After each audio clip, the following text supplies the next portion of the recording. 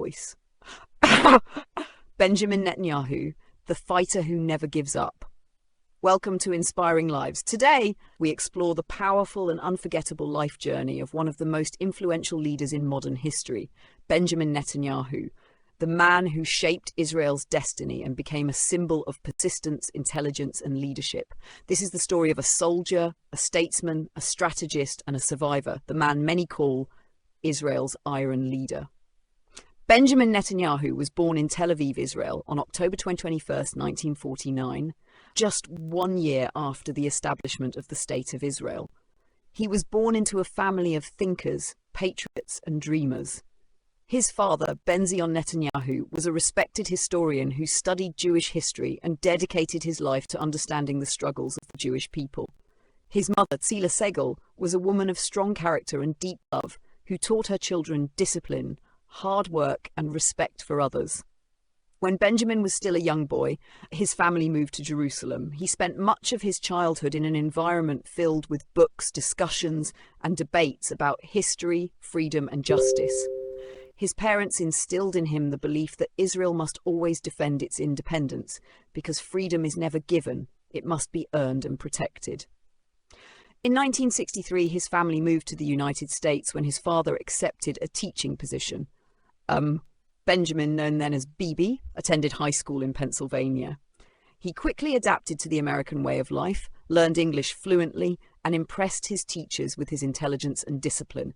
He was known as serious, focused, and respectful. Even as a teenager, he dreamed of serving his country.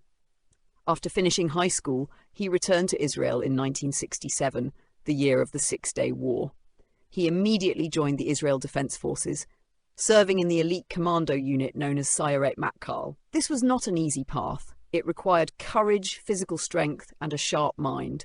Bibi participated in numerous operations behind enemy lines, showing bravery and calm under pressure. He learned teamwork, leadership, and the importance of making fast decisions in life-or-death situations. One of the most painful events in Netanyahu's life came in 1976. His older brother, Yoni Netanyahu, who was also a commander in the same elite unit, led the daring Entebbe rescue operation in Uganda. The mission successfully freed more than 100 hostages who had been held by terrorists, but Yoni was killed in action. This tragic loss changed Benjamin's life forever. He was deeply affected by his brother's death and began to dedicate his life to public service. Yoni's heroism became a symbol of sacrifice and courage for Israel, and Benjamin carried that legacy in his heart for the rest of his life. After completing his military service, Netanyahu returned to the United States to continue his education. He studied architecture and management at the Massachusetts Institute of Technology, MIT, one of the world's most prestigious universities. He later studied political science at Harvard University. During these years, he developed a deep understanding of international relations, economics, and leadership. He was known for his discipline and focus. Even as a student, he thought like a statesman.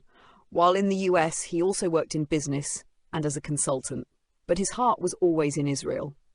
In 1978, after the death of his brother Yoni, Benjamin founded the Jonathan Institute, named in his brother's memory.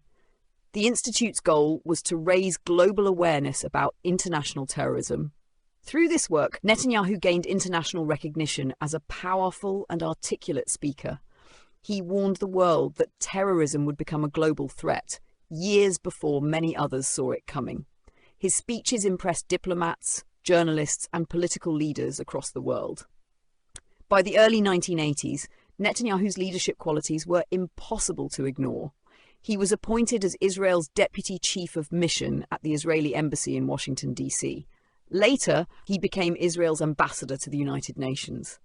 During his time at the UN, he defended Israel's position with strength and intelligence, often standing alone against criticism. His English was perfect, his arguments sharp, and his confidence unshakable.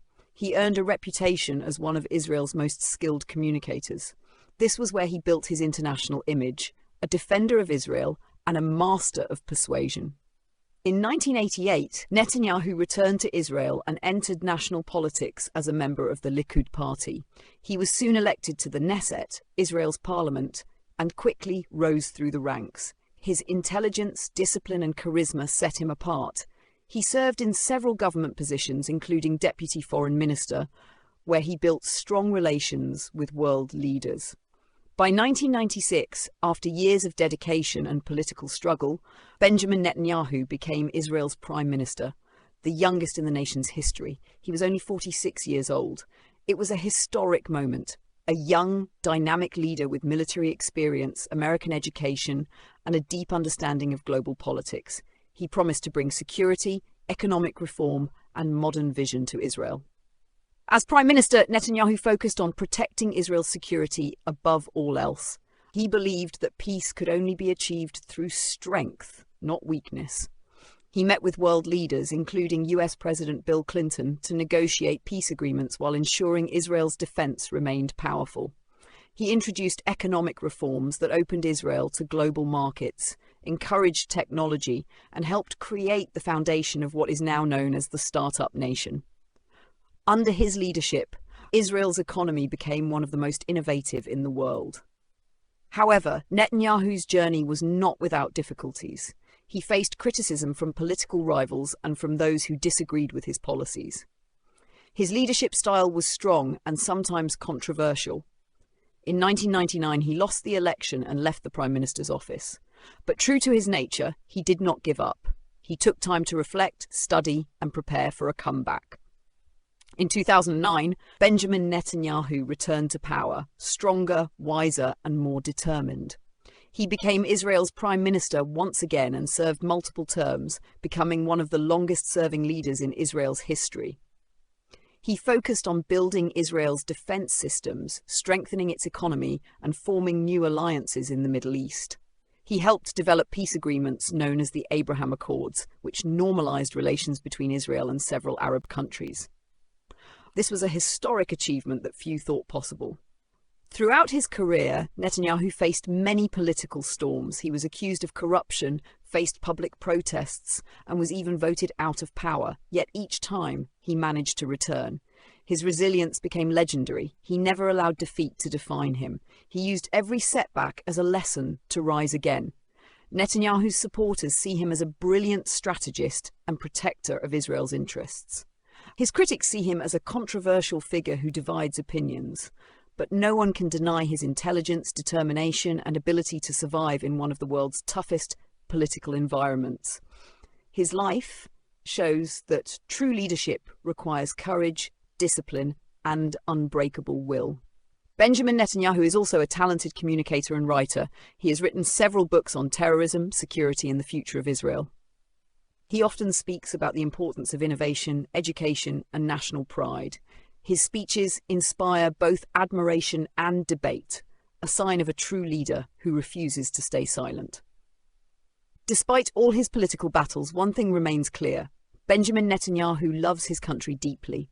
He believes that the Jewish people have the right and duty to defend their homeland, to innovate, to succeed, and to stand strong in a challenging world.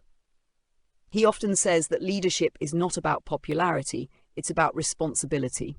And throughout his career, he has carried that responsibility with confidence and conviction. His story is not just about politics. It's about resilience. It's about a man who faced loss, criticism, and defeat, but never surrendered. It's about believing in something so deeply that no obstacle can stop you. Benjamin Netanyahu's life reminds us that strength comes from struggle, and that courage is not the absence of fear. It's moving forward despite fear. Whether you agree with his politics or not, his journey is a powerful lesson in leadership and determination. He teaches us that a true leader stands firm for what he believes in, even when the whole world disagrees. He shows that success is not a straight line. It's a path filled with failure, learning, and resilience. Benjamin Netanyahu, the soldier who became a statesman, the leader who faced storms and stood tall, the man who never gave up on his vision for his people. His life is a reminder that perseverance is the key to greatness, that even when the world turns against you, faith, focus, and determination can carry you through. He is proof that leadership is not about power, it's about purpose. Benjamin Netanyahu, the fighter who never gives up. Thank you for watching Inspiring Lives. If this story inspired you, don't forget to like, share, and subscribe. Together, let's continue to learn from the lives of those who changed